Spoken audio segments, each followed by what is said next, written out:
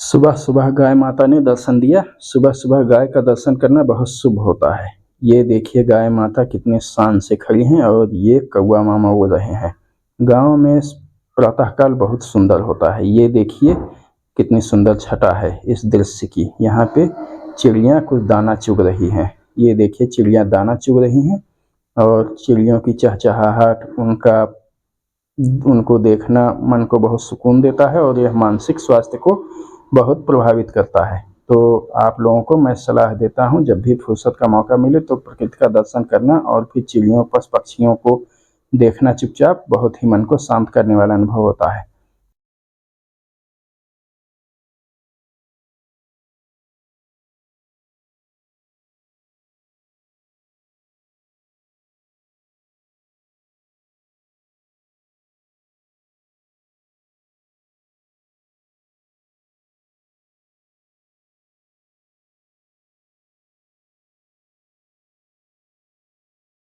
गांव में प्रातःकाल बहुत ही विश्रांतिदायक समय होता है। देखिए इस सीन की सुंदरता, उगते सूरज की पड़ रही धूप, नीचे बैठे हुए कुत्ता जी और ऊपर छप्पर पर, टीन के छप्पर पर बैठी हुई चिड़िया, और यहाँ पे देखिए रंगों की सुंदर छटा और यह कितना सुंदर लग रहा है। और ये देखिए यह है शमी का वृक्ष जो शनिदेव को बहुत प्रिय होता है। यहाँ पे धूप और छाँव की छटा को देखिए। और ये देखिए कौवा मामा यहाँ बैठे हुए हैं। कौवा जी, इनको मैं कौवा मामा कहता हूँ। ये देखिए आज कौवा मामा बिल्कुल मूड में है और मुझे अपना इंटरव्यू देने के मूड में लग रहे हैं और किस्मत मुझ पे मेहरबान है। ये देखिए कितने सुंदर सुंदर शॉट रिकॉर्ड करवा रहे हैं। ये आके यहाँ पे बैठ गए हैं कुर्सी पे मेरे सामने और कह रहे हैं कि मैं आज पूरा इंटरव्यू दे के जाऊँगा और अब यहाँ से भागे। ये देखिए भागते हुए गए इस पेड़ पर। और ये देखिए दूर यहाँ पे, अब यहाँ पे देखिए ये है गांव पे चूल्हा या अंगीठी, जिसका उठता हुआ धुआं धूप में कैसे चमक रहा है। देखिए धूप में धुआं स्पष्ट हो रहा है, नीचे से अदृश्य है और धूप में आते ही, उगते सूरज की धूप में आते ही धुआं कैसे दिख रहा है। कितना मनोहर दृश्य है। ये भगवान श्री कृष्ण की पेंटिंग है जो श्रीमती जी ने बनाया है। और यहाँ पे फिर धुएं को देखिए, सामने से आते सूरज की किरणों में धुआं कैसे चमक रहा है। ये है सूरज की किरणें सामने से आ रही हैं। ये है सिनेमेटिक शॉट बिना एक्सपोजर लॉक के। इसको देखिए और फिर यही शॉट देखिए एक्सपोजर लॉक के साथ। यहाँ पे आपको कलर और सब कुछ कितने स्पष्ट दिखाई देंगे। ये देखिए ये सब मोबाइल के कैमरे से रिकॉर्ड किया गया है, लेकिन इनकी सेटिंग्स को इस तरह से इनेबल करने के बाद में ये कितना सुंदर होता है, लगता है जैसे डीएसएलआर से खींचा गया हो। ये देखिए और ये देखिए कितना सुंदर ये है।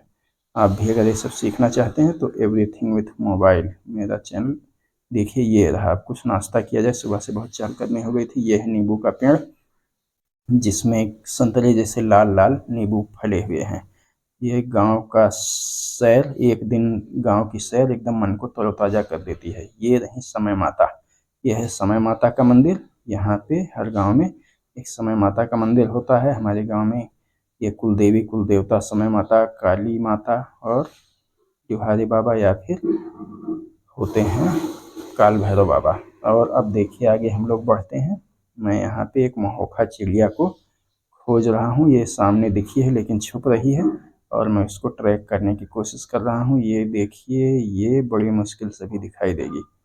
यहाँ पे बहुत ध्यान देंगे तब अभी इसी झाड़ी में ये दिखती है। यहाँ से उड़ के भागेगी भी, लाल काली सी कुछ होती है। ये देखिए उड़ रही है और उड़ के यहाँ इस पेड़ में छुप गई।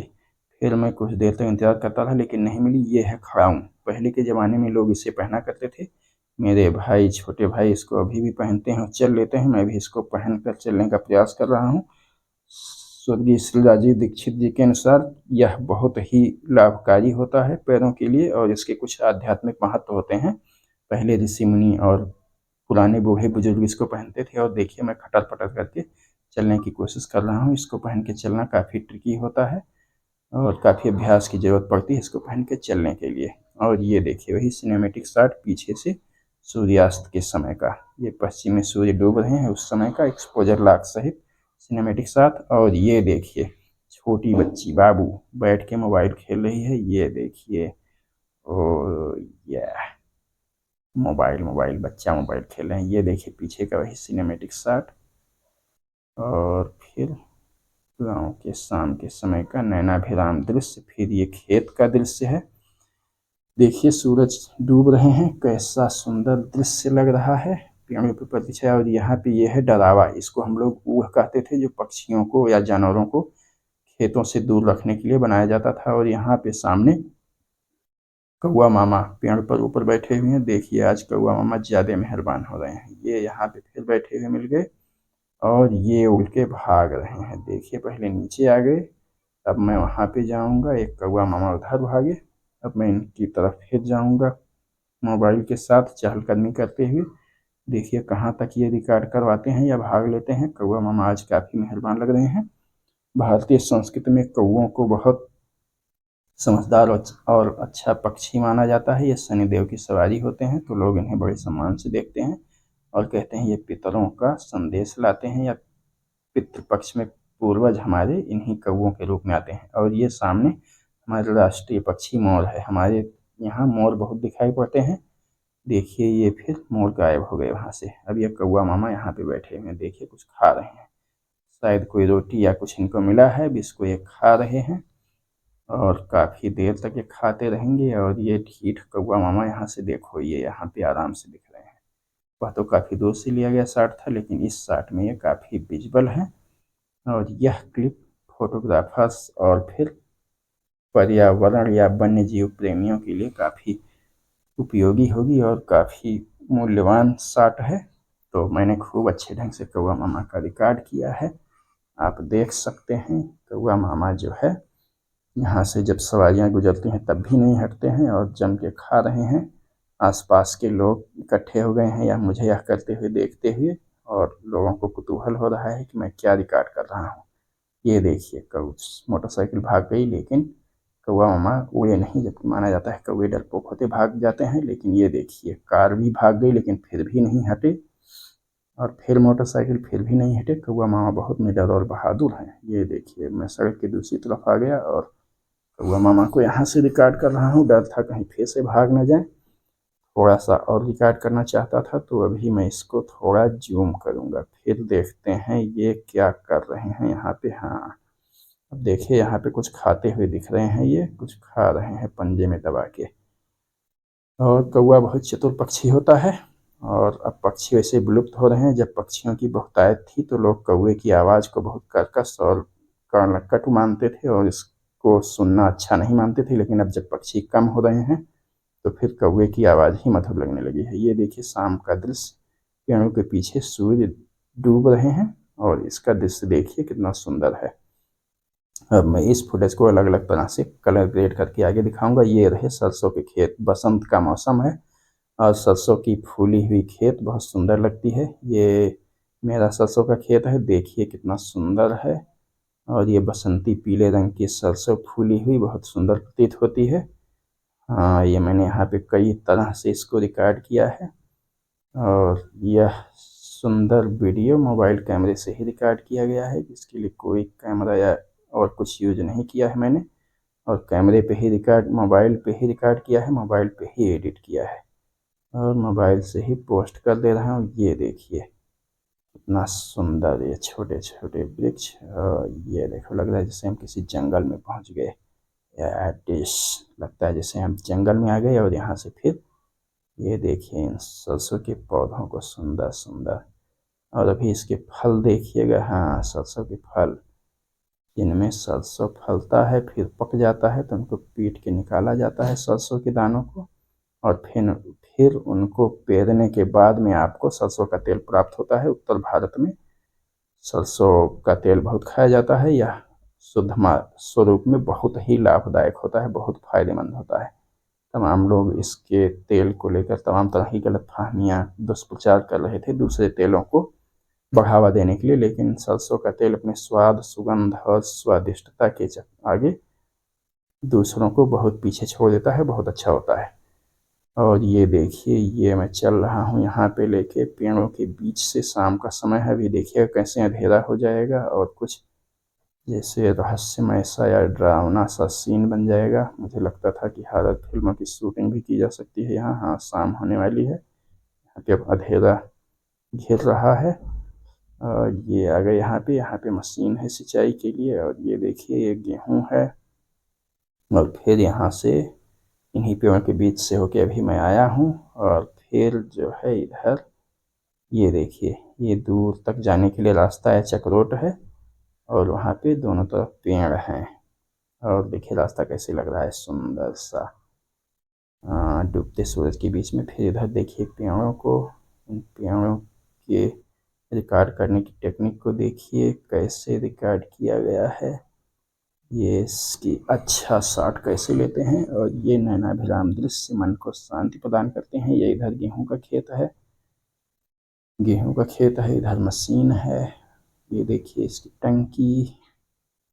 मैं छोटा था तो खूब टंकियां बना के खेला करता था। ये रहा रास्ता, उसके दोनों तरफ पेड़ों की झाड़। और ये रहा सलफुलाई, सलफुलाई नहीं ये है सींख, मूजे की सींख।